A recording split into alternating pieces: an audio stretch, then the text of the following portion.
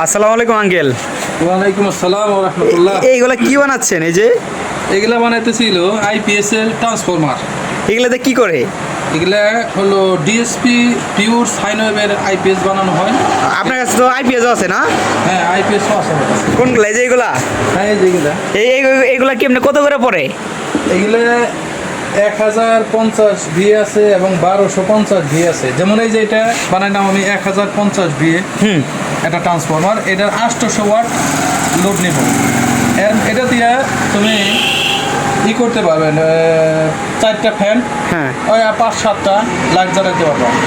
আর এই যে একটা বানাইতেছি, যে কোর করাইতেছি, কোরগুলো পরাইতেছি, নতুন এখনো বানাইতেছি।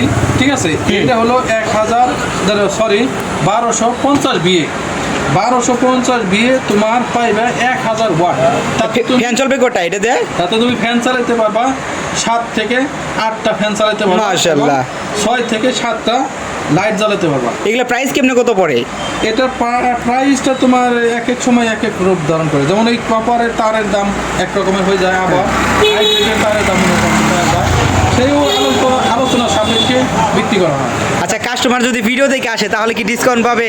হ্যাঁ, ইনশাল্লাহ ডিসকাউন্ট পাবে, তবে তারের দামের অনুপাতে ডিসকাউন্ট পাবে। যেমন অনেক সময় আমি একটা তারের দাম, এই সময় যে তারের দাম আছে সেই অনুপাতে এক দাম বললাম, কিন্তু কয়েকদিন পর দেখা গেল তারের দাম বাইরে গেছে, সেই সময় সেই কাস্টমারটা আসতো, কিন্তু সেই অনুপাতে এই ট্রান্সফরমারের দামটাও বেড়ে যাবে।